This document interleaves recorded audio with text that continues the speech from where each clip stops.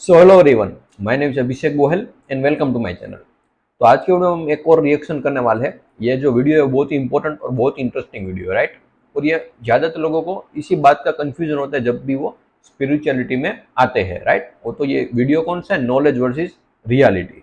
Knowledge में और reality में क्या डिफरेंस होता है और किसकी कितनी इंपॉर्टेंस है, राइट। सिर्फ रियलिटी से काम चल सकता है या फिर हमें नॉलेज की भी जरूरत साथ में पड़ती है, राइट। तो उसी के बारे में आज हम इस वीडियो में देखने वाले हैं, राइट। जहाँ जहाँ पर मुझे थोड़ा डिफिकल्ट लगेगा तो वहाँ पर मैं समझाने की ट्राई करूंगा, राइट। और जैसा हम हर बार करते हैं, कोई भी अगर आपको डाउट या क्वेरी हो तो बिल्कुल ना मुझे कमेंट बॉक्स में पूछ सकते हो, राइट। और यहाँ फॉर एग्जाम्पल कोई ऑब्जेक्ट है, फॉर एग्जाम्पल कैमरा है, अब उसके बारे में आपको नॉलेज होगा, राइट। फॉर एग्जाम्पल कोई ट्री है, उसके बारे में नॉलेज होगा, ये किसका ट्री है, राइट। ये क्या है, ये कब कब इसको बोया गया था, कब ये आज बहुत बड़ा पेड़ बन गया, राइट। इन सब की आपके पास नॉलेज होती है। और एक्चुअल जो रियलिटी होती है ट्री की, तो उसके बारे में हम कभी जानते भी नहीं है। हम उसको देखते भी है तो उसके जो नाम है उसके थ्रू देखते हैं, राइट। उसकी जो रियलिटी है उसने हम उसको हम कभी टच भी नहीं करते। वो एक्चुअल में है क्या, किस मटेरियल का है, वो भी हमें नहीं पता है। सिर्फ हम उसकी जो नॉलेज है उसी में खोए रहते हैं, राइट, जिसकी वजह से हम रियलिटी को पहुंच नहीं पाते। तो यहाँ पर क्या नॉलेज का इंपॉर्टेंस नहीं है, अब ऐसा मैंने नहीं कहा। नॉलेज का भी इंपॉर्टेंस आता है और रियलिटी का भी इंपॉर्टेंस आता है। तो उसी के बारे में इस वीडियो में देखने वाले हैं, राइट। तो इस वीडियो को बहुत ही ध्यान से देखना, बहुत इंटरेस्टिंग होने वाले हैं, राइट। तो हम डायरेक्ट स्टार्ट करते हैं।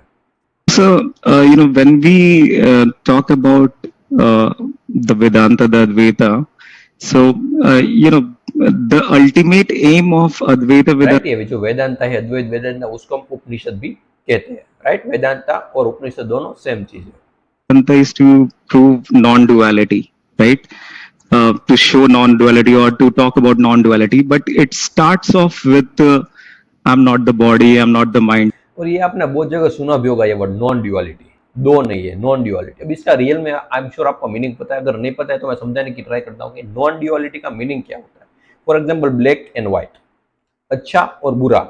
अब देखिए, हम एक ही बात दूसरे के रिस्पेक्ट में करते हैं, दूसरे को रिलेटिव में रखते करते हैं। अगर बुरा है नहीं तो हम अच्छे को बोलेंगे क्या, क्योंकि अच्छे के होने के लिए बुरे का होना जरूरी है, ब्लैक के होने के लिए व्हाइट का होना जरूरी है। अब ये क्या है, ड्यूअलिटी है।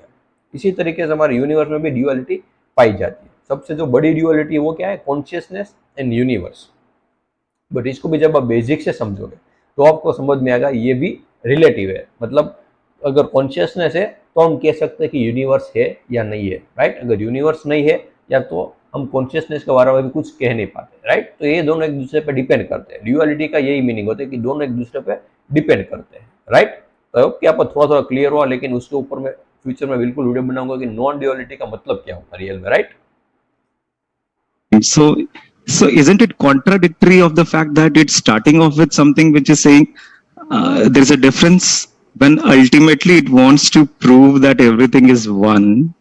Then why is it initially only starting off saying I'm not the body, I'm not the mind, I'm something beyond that? देखिए, इसको ध्यान से समझिए कि फॉर एग्जाम्पल अभी आपने एक रेड कलर की टी शर्ट पहनी हुई है, राइट। और आप कहते हो कि ये टी शर्ट ही मैं हूं। इस टी शर्ट को ये मान लो एक तरीके का एक पूरा का पूरा एक सूट है, जैसे कुछ सुपर हीरोज होते हैं ना, पूरा सूट पहनते हैं, या including your head and everything is covered, right.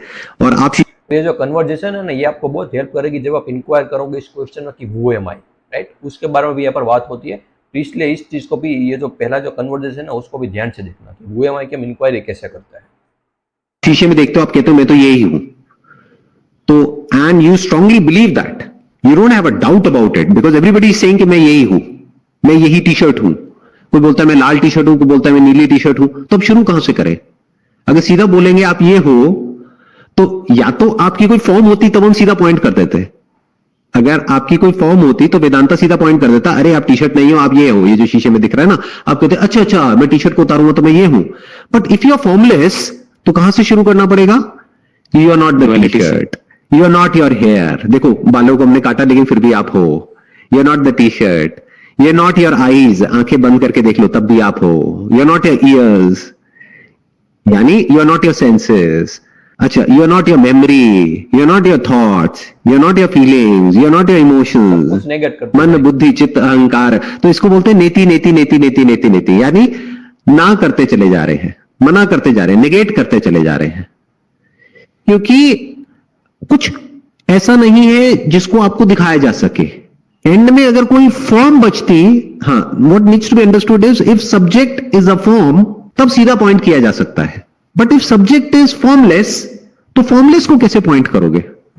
Because किसी भी अगर शेप हो, राइट, कोई मैटर हो तो हम उसको देख सकते हैं और उसको हम कह भी सकते हैं कि ये इसका नाम ये है।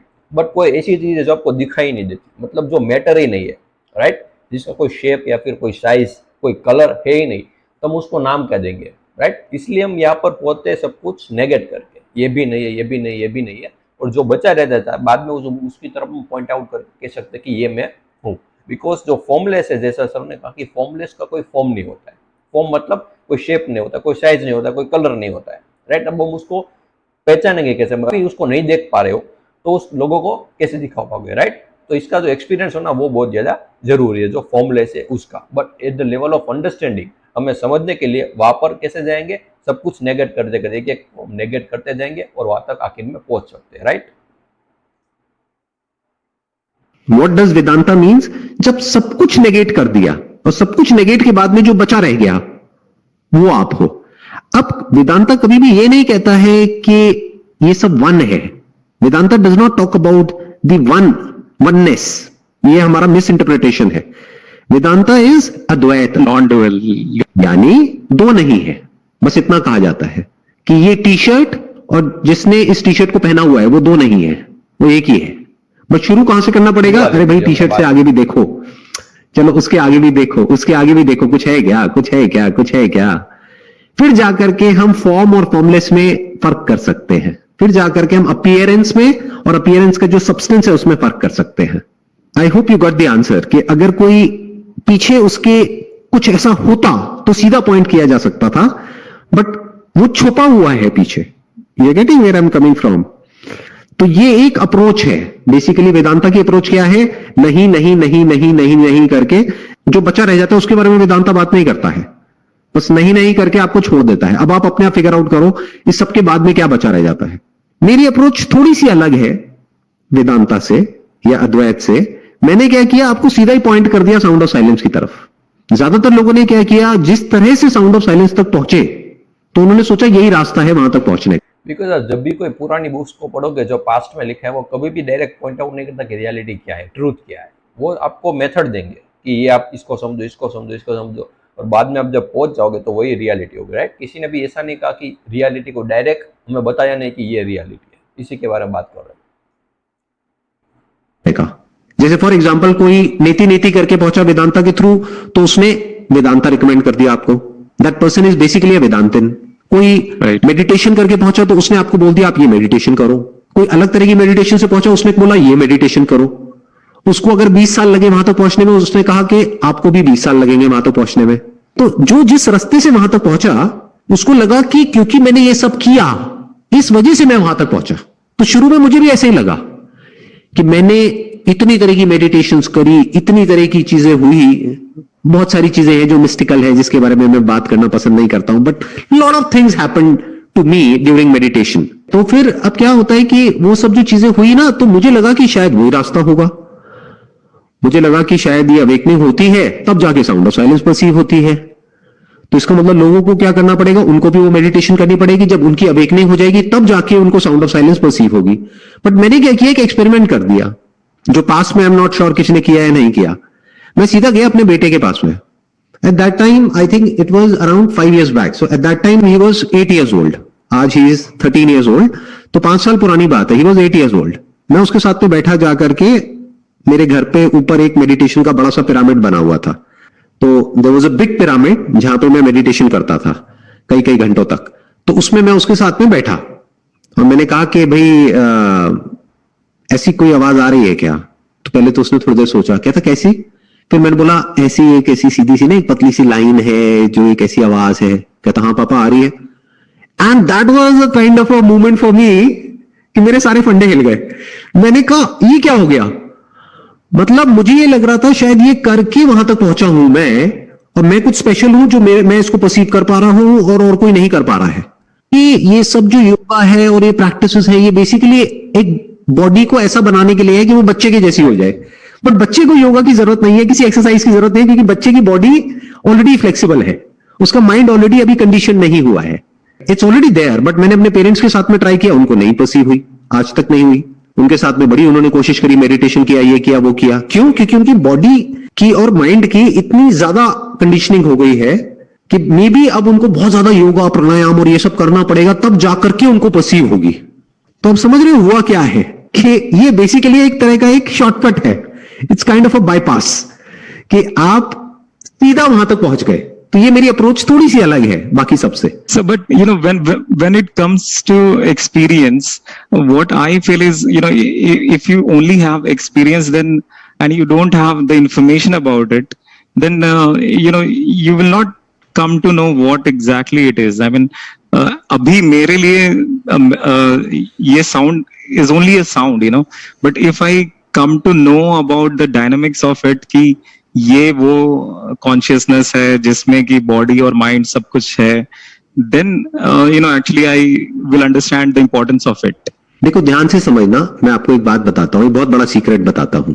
आई have met lot of people जो पिछले पता नहीं कितने सालों से वेदांता पढ़ा रहे हैं, पता नहीं कितने सालों से मेडिटेशन कर रहे हैं तरह तरह की। I have travelled almost all over India and even in Bhutan and other parts of the world, जहां पर जा करके मैं ज़ेन मास्टर्स से भी मिला, इनसे भी मिला, उनसे भी मिला, बुद्धिस्ट ट्रेडिशन से भी मिला, वेदांतिन से भी मिला, सबसे मिला। लॉट ऑफ पीपल जिनको एक एक मंत्र रटा हुआ है उपनिषद का, बट दे हैव गॉट। पर क्या हो जाता है, जो अभी सर ने बात की कि बहुत सारे लोगों से मिले जो वेदांतिक थे, मतलब जो वेदांता पढ़ा रहे थे, और ये सब क्या होता है, एक बार अगर आपको समझ में आ गया, मतलब वो इसकी नॉलेज आ गई, तो आप फिर उसमें घूमते रहते हो। नॉलेज अगर आपने पूरी एक्वायर कर ली तो आपको लगता है कि मुझे एनलाइटनमेंट मिल गया, मतलब जो रियलिटी है उस तक मैं पहुंच गया, बट आप रियलिटी में पहुंचे नहीं होते हो, राइट? वहाँ पर तो ये क्या, नॉलेज का पूरा गेम है। नॉलेज अगर आपके जितने जितने बढ़ता जाएगा तो वैसे आप थोड़ा एरोगेंट भी धीरे धीरे होने लगते हो, राइट? तो यहाँ पर उसी का एग्जाम्पल दे रहे हैं सर कि कोई सुनने को भी तैयार नहीं था कि सर को क्या एक्चुअल में कहना था, right? No clue about the sound of silence, कि ऐसा कुछ भी एग्जिस्ट करता है, कि सारे वेद सारे उपनिषद इसी की बात कर रहे हैं। They don't know that. Isn't it the same Om that they also talk about? एक है बात करना किसी चीज के बारे में, एक है उसका एक्सपीरियंस होना, दोनों अलग अलग चीजें हो गई ना। अगर आप सोचो, मैं आपको पॉइंट नहीं करता कि साउंड ऑफ साइलेंस नाम की ऐसी कोई चीज है, आप कैसे पहुंचते वहां तक? आप सुन लो जितना मर्जी, जिस मर्जी को पहुंच सकते हो तो पहुंच जाओ। तो ये दो अलग अलग चीजें हैं। एक है understanding of the self, that is called self knowledge, आत्मज्ञान। एक है एक्सपीरियंस ऑफ द सेल्फ, उसको बोलते हैं आत्मबोध। ये दोनों जरूरी है, एक के बिना दूसरा अधूरा है और दूसरे के बिना पहला अधूरा है। अगर आपको नॉलेज तो है, तो नॉलेज क्या है, बेसिकली मेमोरी में फीड हो गई, तो उसका कोई यूज नहीं है। क्योंकि एक्चुअल में आप ये मान लो, उनको पानी के बारे में नॉलेज सारी है, बट पानी कभी चखा ही नहीं है, पानी कभी पिया ही नहीं है। दूसरा आदमी है, उसने पानी तो पिया है, बट पानी की साइंस नहीं पता है। So this science, right, it's like अगर आपने साउंड ऑफ साइलेंस का एक्सपीरियंस भी कर लिया, लेकिन उसके बारे में आपको नॉलेज नहीं है, तो आपके लिए सिर्फ एक साउंड है, सिर्फ एक आवाज है।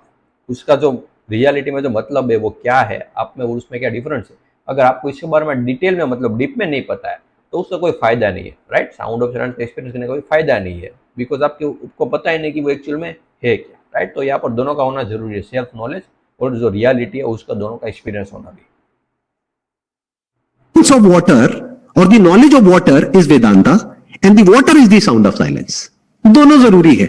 पास में ऐसे संत महात्मा हुए हैं, बहुत लोग हुए हैं जिन्होंने इसके बारे में खुल के बात करी है, साउंड ऑफ साइलेंस के बारे में। अनंतनाद, एक हाथ की ताली, इसके बारे में बहुत बात करी है बहुत लोगों ने, लेकिन उनको ये नहीं पता कि ये कोई रास्ता नहीं है जिसपे चल करके कहीं जाना है, वो कहीं और ही अपनी इमेजिनेशन में खो गए।